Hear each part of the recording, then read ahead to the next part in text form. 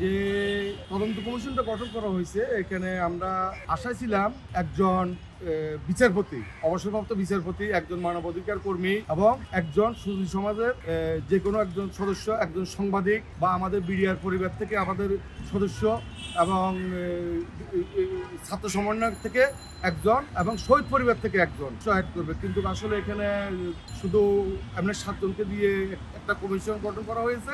যাও এটাতে আমরা কোনো মনক্ষুণ্ণ না, কিন্তু আমরা আপনাদের মাধ্যমে দাবি জানাচ্ছি যেন আমরা বিডিআর পরিবার থেকে একজন এবং ছাত্র সমন্বয় থেকে একজন স্বাধীন তদন্ত কমিশনের একজন অবসরপ্রাপ্ত ব্যারিস্টার, যে হাইকোর্ট বা সুপ্রিম কোর্ট, যেহেতু এখানে আমাদের বিডিআর মহাপরিচালক আলম ফজলুর রহমান স্যার আছেন, এখন এখানে ব্যারিস্টার একজন দেওয়া যেতে পারে, তারপর আরেকজন মানবাধিকার কর্মী, এই উনাদেরকে অ্যাড করার জন্য আমরা আপনাদের মাধ্যমে দাবি জানাচ্ছি। আসলে এখন কথা হলো যে আসলে তো ওই দিন ফিলখানায় কোনো প্রকার বিদ্রোহ ঘটেনি, এটা একটা হত্যাকাণ্ড ঘটেছে।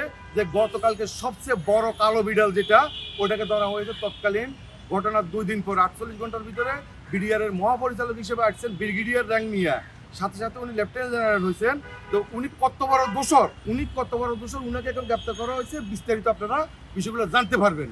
এই যে উনাকে যখন আটক করা হয়েছে, এই আটকের মাধ্যমে আমি মনে করবো সম্পূর্ণ ঘটনাগুলো আপনারা পেয়ে যাবেন। এই ব্যাপারে আপনাদের সকল মিডিয়া কর্মী ভাইদের আমরা সহযোগিতা চাচ্ছি এইসব ব্যাপারগুলোতে, কারণ মিডিয়া কর্মী ভাইয়েরা হচ্ছেন যে আমাদের জাতির বিবেক এবং আয়না। আপনাদের মাধ্যমে ইতিপূর্বে যতগুলো ঘটনা আছে সবগুলো উপস্থাপিত হয়ে আসছে। আশা করি আপনারাও এই ব্যাপারগুলো উপস্থাপন করবেন। এবং আপনার কাছে যে আমরা দাবিটা জানাচ্ছি, এখানে আরও একটা কথা আছে, ঘটনাটা কিন্তু ফিলখানাতে শুধু সীমাবদ্ধ না, ফিলখানার বাইরে এবং ভিতরে মোট 54টি স্থাপনায় বিশেষ আদালত গঠন করা হয়েছে। এই বিশেষ আদালতের ভিতরে 5টি হয়েছে পিলখানার ভিতরে আর 48টি হয়েছে পিলখানার বাইরে।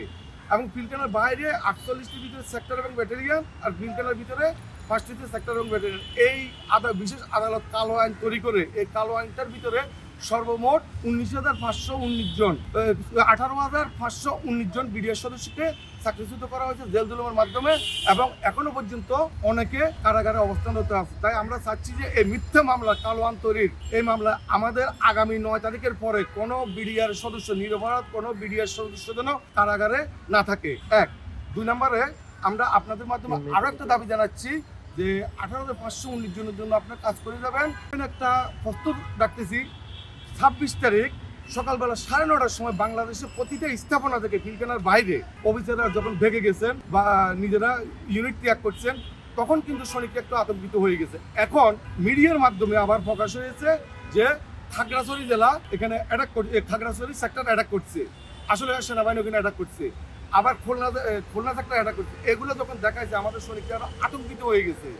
এখন এই সত্য জিনিসগুলো আপনাদের মাধ্যমে প্রকাশ করবেন। আর আমরা আবারও দাবি জানাচ্ছি, আমরা যে লোকগুলোর কথা বলছি অবশ্যই এই লোকগুলোকে যেন আপনাদের স্বাধীন তদন্ত কমিশনটাতে উনাদেরকে যেন অ্যাড করা, এটা আমরা দাবি জানাচ্ছি।